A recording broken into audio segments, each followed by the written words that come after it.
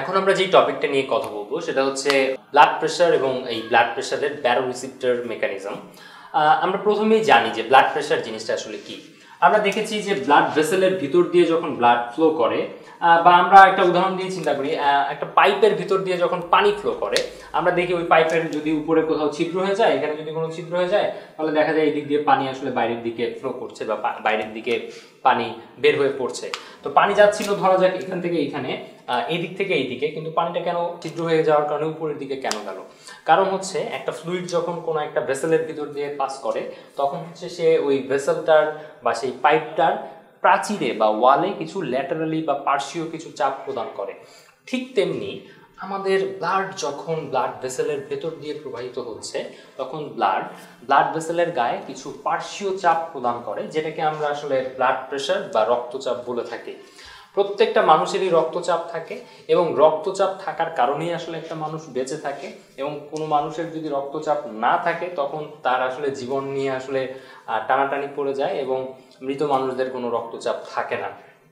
তো আমাদের এই রক্তচাপ সবসময় যাতে নিয়ন্ত্রণে থাকে, বা রক্তচাপ কমে যাওয়া যেমনটা খারাপ, রক্তচাপ বেড়ে যাওয়াটাও আসলে আমাদের শরীরের জন্য ভালো নয়। তো রক্তচাপকে নিয়ন্ত্রণে রাখার জন্য আমাদের শরীরের বিভিন্ন জায়গায় বেশ কিছু মেকানিজম রয়েছে, যার মধ্যে একটা হচ্ছে রক্তচাপ নিয়ন্ত্রণের ব্যারোরিসেপ্টর মেকানিজম। এখন আমরা সেটা আসলে জানবো যে সেটা আসলে কিভাবে কাজ করে।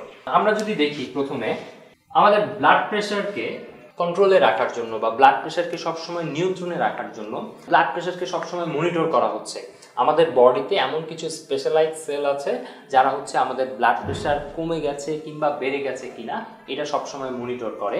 এই রিসিপ্টর বা এই যে মনিটর করছে, এই রিসিপ্টরগুলোকে আমরা বলে থাকি ব্যারো রিসিপ্টর। তো ধরা যাক কোনো কারণে যদি ব্লাড প্রেশার কমে যায়, ব্লাড প্রেশার কমে গেলে আমাদের ব্যারোরিসেপ্টরগুলি এই ব্লাড প্রেশার কমে যাওয়ার ব্যাপারটাকে ধরতে পারে এবং তখন তারা এক্সাইটেড হয়ে যায় বা তখন তারা স্টিমুলেটেড হয় বা তখন তারা উত্তেজিত হয়।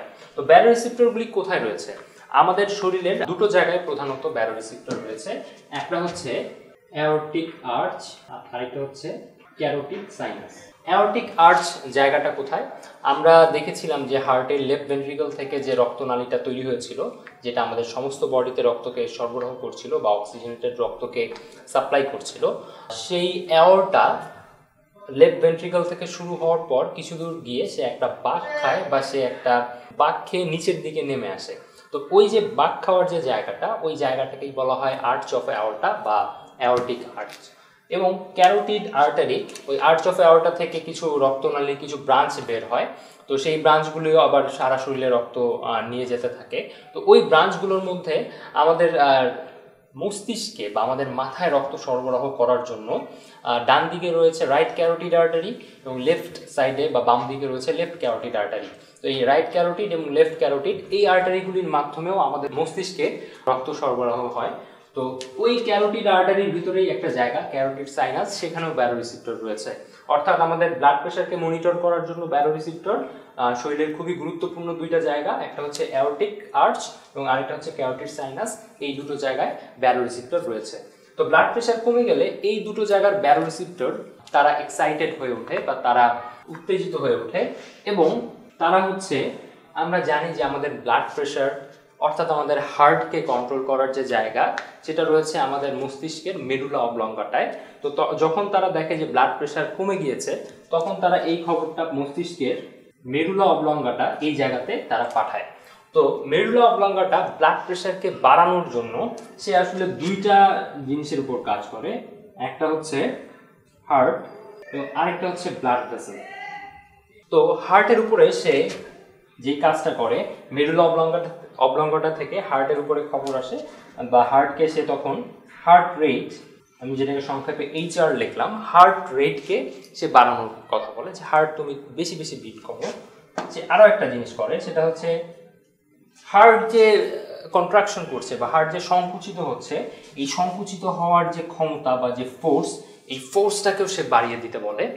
আর ওদিকে ব্লাড ভেসেলের উপরে সে যেটা করে, আমরা ন্যাচারালি আমরা বুঝতে পারছি যে একটা ব্লাড ভেসেল এর যদি অবস্থা এরকম হয় এবং আরেকটা ব্লাড ভেসেল তার অবস্থা যদি এরকম হয়, ব্লাড ভেসেলটা যতটা সংকুচিত হবে এর ভেতরে ব্লাডের প্রেশার ততটাই আসলে বাড়বে। তো যখনই ব্লাড প্রেশার কমে গেল তখন মিডল অবলঙ্গাটায় বিশেষ কিছু মেকানিজমের মাধ্যমে ব্লাড ভেসেলের যে ওয়াল, সেই ব্লাড ভেসেলকে বলে কন্ট্রাকশন হতে। ব্লাড ভেসেলটা কন্ট্রাক্টেড হয়, অর্থাৎ ব্লাড ভেসেলটা সরু হয়ে আসে। একদিকে হার্ট রেট এবং হার্টের ফোর্স অফ কন্ট্রাকশন এটা বৃদ্ধি পাচ্ছে, এবং আরেকদিকে ব্লাড ভেসেলের কন্ট্রাকশন হওয়ার কারণে ব্লাড ভেসেলটা চিকন হয়ে যাচ্ছে। এই দুইটার মিলিত ইফেক্ট হিসাবে ব্লাড প্রেশার, যেটাকে আমি সংক্ষেপে বিপি লিখলাম, এই ব্লাড প্রেশার আবার বেড়ে যাচ্ছে। অর্থাৎ কোনোভাবে ব্লাড প্রেশার কমে গেলে এই মেকানিজমের মাধ্যমে আসলে আমাদের বডি, ব্যারোরিসিপ্টর মেকানিজমের মাধ্যমে আমাদের বডি ব্লাড প্রেশারকে কন্ট্রোলে নিয়ে আসার চেষ্টা করে।